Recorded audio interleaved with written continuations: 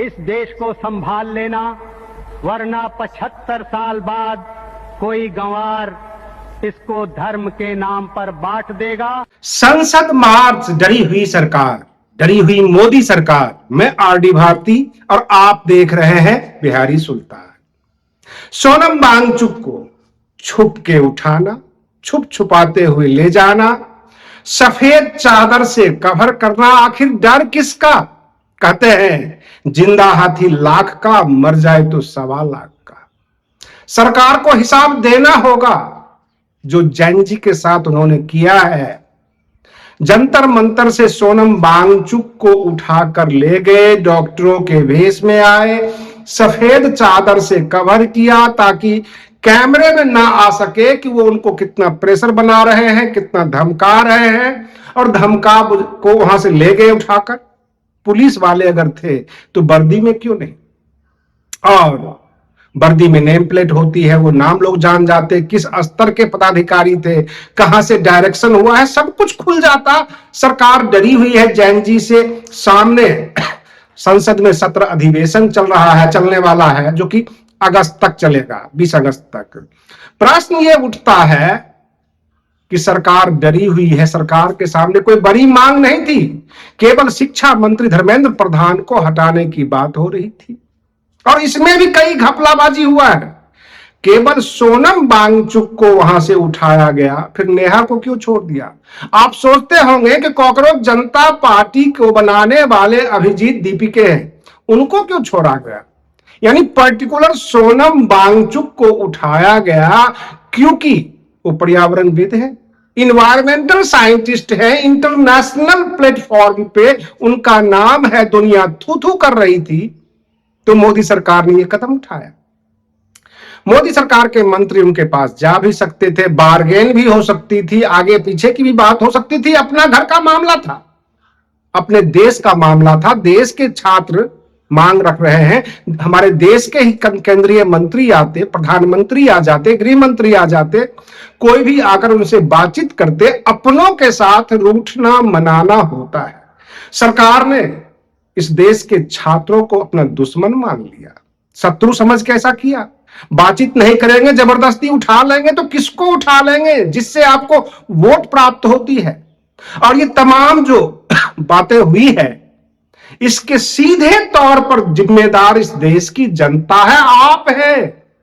मैं आपसे नजर से नजर मिला के कह सकता हूं कि आप इसके जिम्मेदार हैं, क्योंकि नीट का जो छात्र एग्जाम देता है, 10,000 छात्र के ऊपर एक सीट निकलती है, और पूरे देश में 22 छात्रों ने आत्महत्याएं की नीट के पेपर लीक के बाद। इसका मतलब 2,20,000 छात्र बिल्कुल क्षुब्ध थे, सरकार से असंतुष्ट थे, और उन्होंने अपनी जीवन लीला समाप्त कर ली।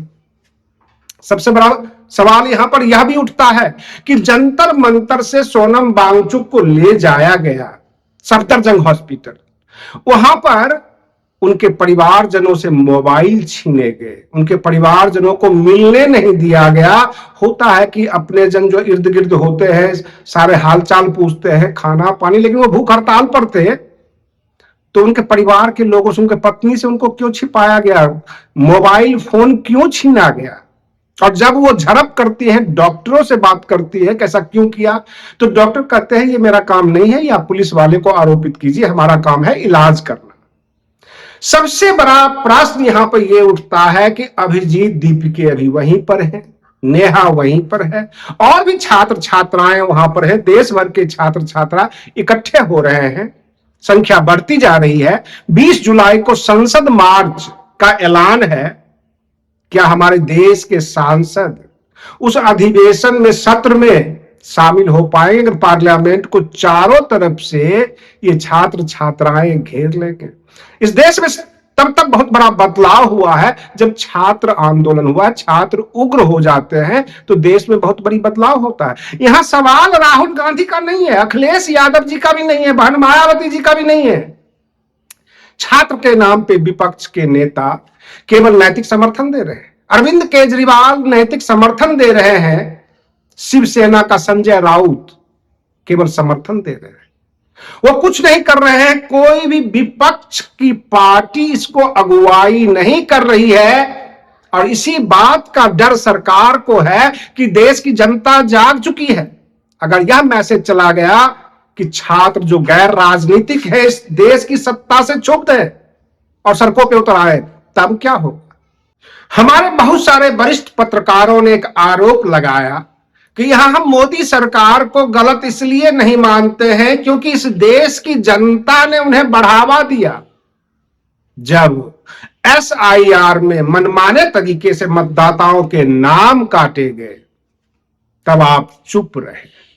जब आपको राशन कार्ड से नाम काटे जाते हैं तब भी आप चुप रहते हैं, क्योंकि मामला व्यक्तिगत है और मामला सामाजिक भी है। सामाजिक मामले में आप उंगलियां नहीं उठाते, सड़कों पर नहीं आते।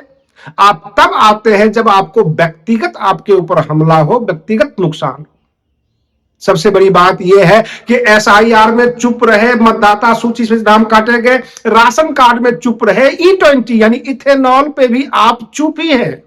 महंगाई बढ़ गई, बेरोजगारी बढ़ गई, तब भी आप चुप ही हैं, क्योंकि आपको चुप रहने की आदत है। सरकार मनमानी करती गई और सरकार ये समझने लगी कि इस देश की जनता चुप है, हम कुछ भी करेंगे, कोई बोलने वाला नहीं है।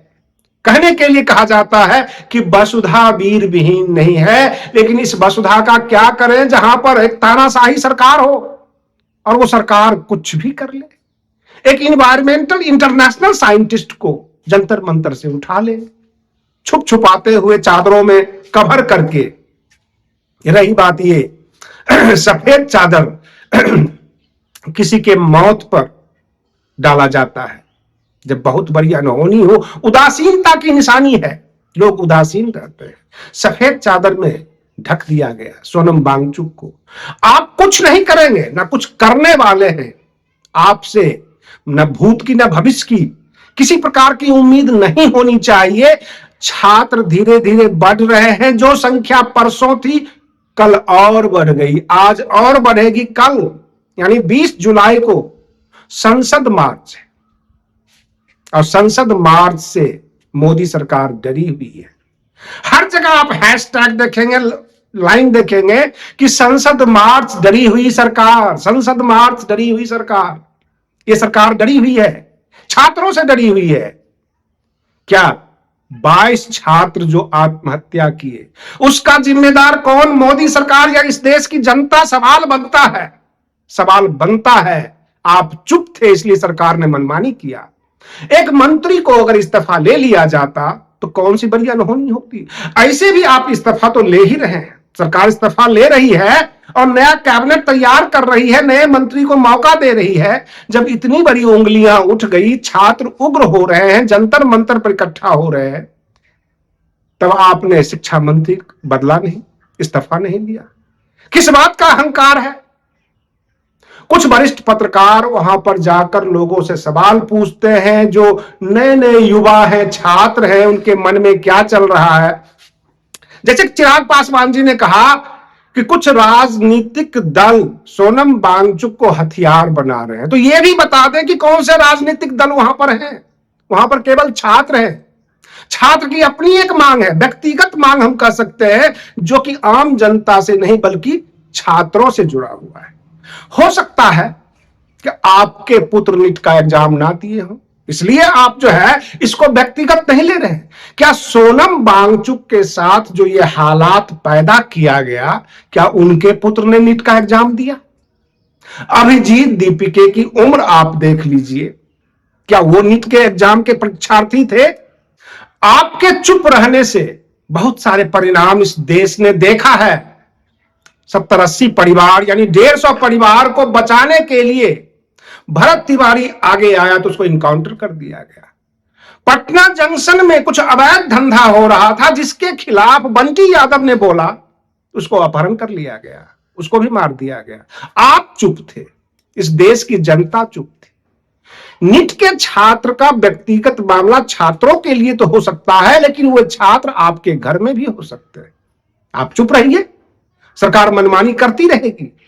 तरह तरह की योजना लागू करती रहेगी आपके ऊपर मनमाने तरीके से, जैसे कि बिहार में अब तो गांव देहात में भी टैक्स वसूले जाएंगे और आप चुप रहिए। आने वाले पंचायत चुनाव में सबसे बड़ा मुद्दा होगा गांव के प्रधान का और मुखिया का कि हम टैक्स नहीं लेंगे। सरकार पटना से बैठकर जो फरमान जारी करेगा पंचायतों के लिए हम नहीं सुनेंगे। अब ये मुद्दे होंगे आम जनता के, क्योंकि आप चुप हैं, आप बोलते नहीं हैं। जंतर मंतर के हालात पूरी दुनिया देख रही है, छात्र इकट्ठा हो रहे हैं। छात्रों ने केवल एक सवाल किया, अभिजीत दीपके ने अथवा सोनम वांगचुक, जिनको उठा के ले जाया गया सफदरजंग हॉस्पिटल, कि सिस्टम में बदलाव हो।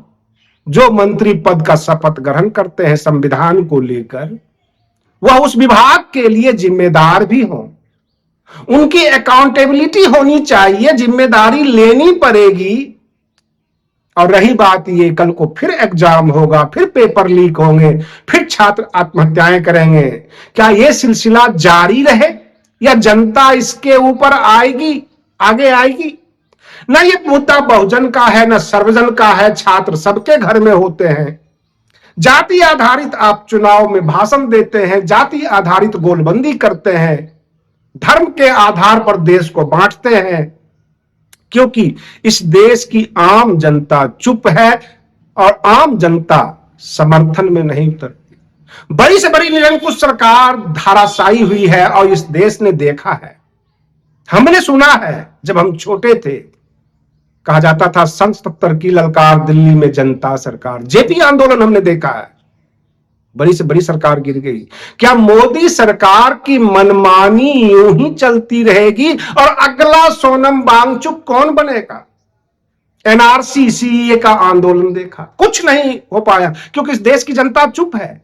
जनता बटी हुई है आपस में, एक दूसरे के ऊपर उंगलियां उठाते हैं, सरकार पर उंगलियां उठाने वाला कोई नहीं।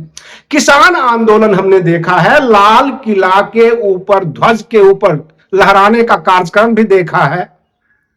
बहुत सारे हंगामे हमने देखे हैं। हमने महिला पहलवानों का भी आंदोलन देखा है इसी जंतर मंतर पे। सरकार वहां भी दबाव बनाई, क्योंकि इस देश की जनता चुप रही है। आज भी आप चुप हैं, लेकिन ये छात्र चुप नहीं रहेंगे। ये और बात है कि भारत एक विशाल देश है, लोगों को इकट्ठा होने में समय लगता है।